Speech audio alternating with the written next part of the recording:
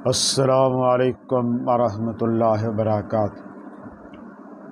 اعوذ باللہ من الشیطان الرجیم، بسم اللہ الرحمن الرحیم۔ انک میت و انہم میتون۔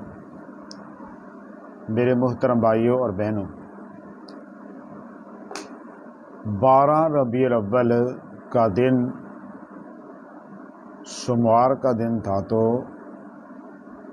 جب نبی مکرم صلی اللہ علیہ وسلم اس دنیا سے تشریف لے گئے تو اس دن صحابہ رضی اللہ عنہم ان کی کیا کنڈیشن تھی، بس یہ ایک دو بات جو ہے وہ میں اپنے آپ کو اور آپ کو سمجھانا اور پڑھنا چاہتا ہوں۔ نبی مکرم صلی اللہ علیہ وسلم دنیا سے تشریف لے گئے۔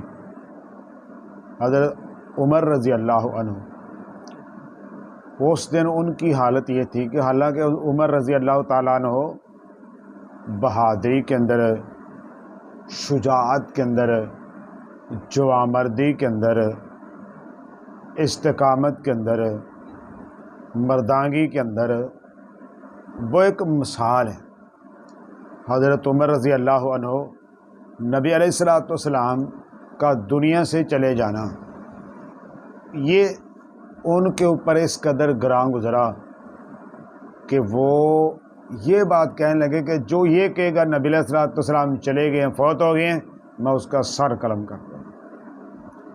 کیا یہ بات بندہ عید مناتے ہوئے کہتا ہے، جشن مناتے ہوئے کہتا ہے؟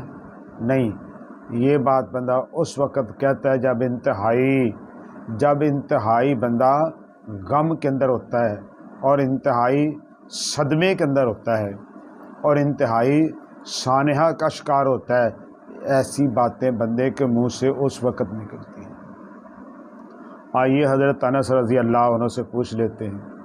وہ کہتے ہیں جس دن نبی علیہ الصلوۃ والسلام ہمارے یہاں تشریف لائے مدینے میں، وہ دن ہمارے لیے بہت تابناک تھا، روشن تھا، اور آج جس دن وہ ہم سے رخصت ہو گئے وہ دن ہمارے لیے تاریک دن ہے، سیاہ دن ہے، ہمارے لیے بڑا آزمائش کن دن ہے۔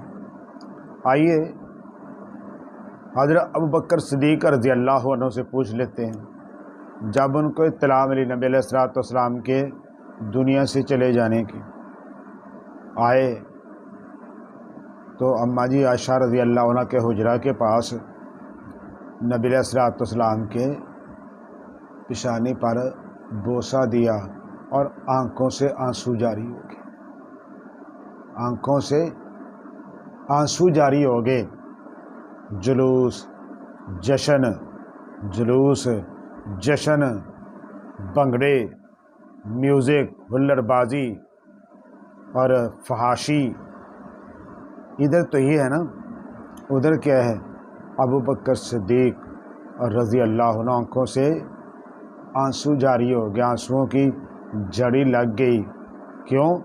رسول اللہ صلی اللہ علیہ وسلم تشریف لے گئے ہیں، اور دن کون سا ہے؟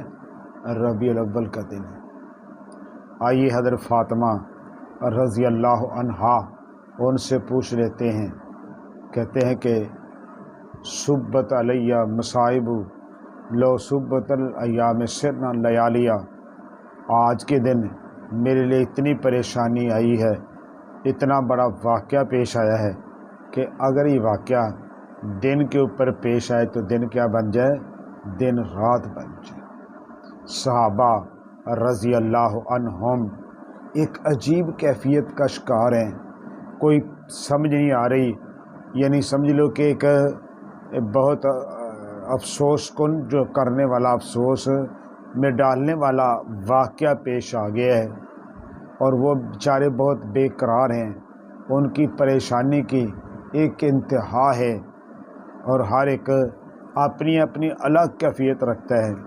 حضرت ابوبکر صدیق رضی اللہ عنہ، انہوں نے جب دیکھا کہ عمر تو وہ نارمل حالت میں آ ہی نہیں رہے، تو اکٹھا کیا، لوگوں کو خطبہ دیا اور آیت پڑھی، وما محمد الا رسول قد خلت من قبلہ الرسل، مکمل آیت پڑھی کہ لوگوں یہ سلسلہ ایسا ہے، نبی علیہ الصلوۃ والسلام سے پہلے بھی نبی آئے، دنیا سے چلے گئے، آپ نے بھی جانا ہے، کیونکہ اللہ تعالیٰ کا فرمان ہے انکا میتون و انہم میتون، کہ آپ نے بھی دنیا سے جانا ہے اور ان سب لوگوں نے جانا ہے۔